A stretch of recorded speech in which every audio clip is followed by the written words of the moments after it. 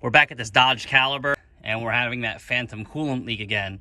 So to change out the thermostat housing is very easy on these things. You only need a couple hand tools to get down there. We've already replaced the primary thermostat in there and a few of the O-rings and some of the hoses, so we're not going to replace this whole housing. They do sell an aluminum one. We'll leave a link in the description. That looks like a way better unit. But all in all, if you got any leaks going on in this area from the thermostat housing area, they sell a kit that includes this whole housing built together with the two hoses going back into the firewall. It is probably within your best bet to replace all that because it comes with the O-ring that's down there on the water pump outlet. So it's real simple. The air box is here. We just use a flathead to take the air box out. The whole thing pops out, and then the other side of the tray is held in with some grommets. Just pull really hard and it'll pull up.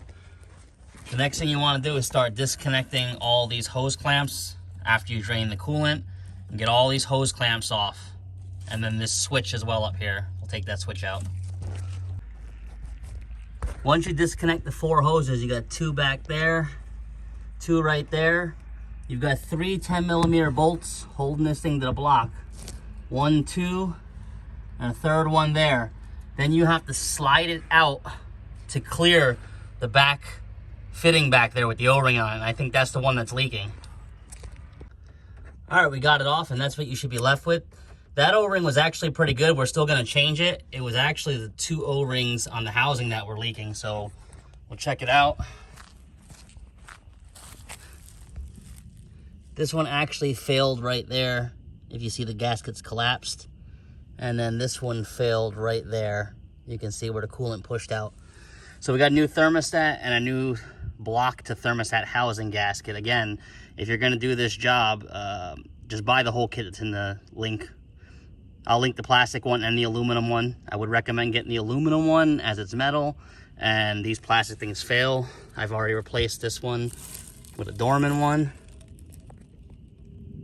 as you can see there. But yeah, we were already into it with a couple bucks, so I didn't want to replace the whole thing, and I knew the housing wasn't cracked. So we're gonna get this whole thing cleaned up and get all these gaskets put back in here and get this thing mounted back up to the block. Okay, we got the block to housing gasket in. As you can see, it's much higher than that old flat one that's been on here. Again, new thermostat, gasket's much better. Those are the part numbers that go on the housing, and then you get 2 of these for the thermostat or the water pump gaskets. Basically, one goes on this side and one goes on the other side to the water pump. So you get 2 in a package. You want to make sure this area is super, super clean.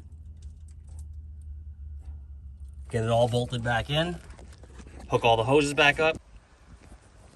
Bolted everything back up.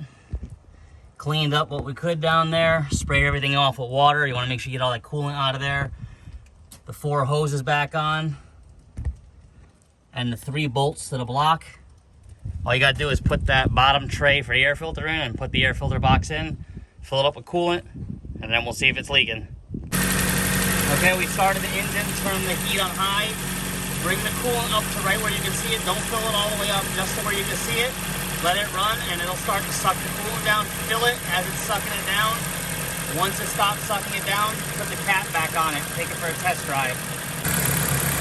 You'll be seeing some bubbles come up like that, and that's just the system bleeding itself.